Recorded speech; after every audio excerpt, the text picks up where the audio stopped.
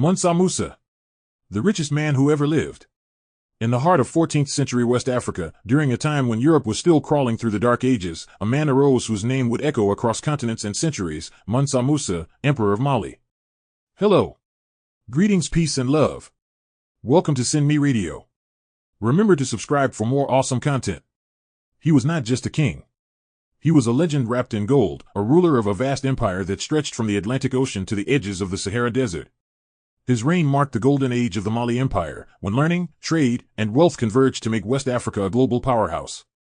Unmatched wealth. Mansa Musa's wealth was so vast that it defies modern measurement. Historians agree, when adjusted for inflation, no billionaire today compares. The Mali Empire produced over half the world's gold at the time. Mansa Musa controlled it all, along with the trade routes, salt mines, and cultural centers. He was so generous with his gold that on his famous pilgrimage to Mecca, his giving reportedly caused inflation in Egypt and the Middle East, something no one had ever seen before. The pilgrimage that shook the world in 1324, Mansa Musa embarked on the Hajj, Islam's holy pilgrimage. But this was no ordinary journey. He traveled with 60,000 men, including 12,000 slaves, all dressed in fine fabrics.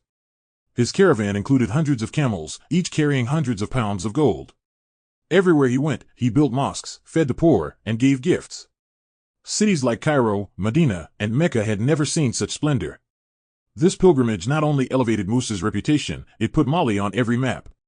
European cartographers, who had barely known of Africa, began to sketch West Africa and label it Mansa Musa's land of gold. Scholarship and legacy. Mansa Musa was not only rich, he was visionary. He transformed Timbuktu into a center of learning and religion. He founded libraries, schools, and mosques, including the famous Sankore University. His reign attracted scholars, poets, architects, and clerics from across the Islamic world. Through him, Islamic knowledge, trade networks, and architecture flourished in West Africa. Erased and remembered despite his influence, Mansa Musa's story was largely erased from Western education. Why? Because he shattered the myth that wealth, innovation, and power only originated from the West. But now, the world is remembering. Mansa Musa was not a myth. He was Africa's proof of ancient greatness, cultural brilliance, and unmeasurable wealth. He was not born in gold, he built his legacy with wisdom, trade, and faith. This is Send Me Radio. If you found this information useful, please subscribe and share this content. Until next time, peace and love.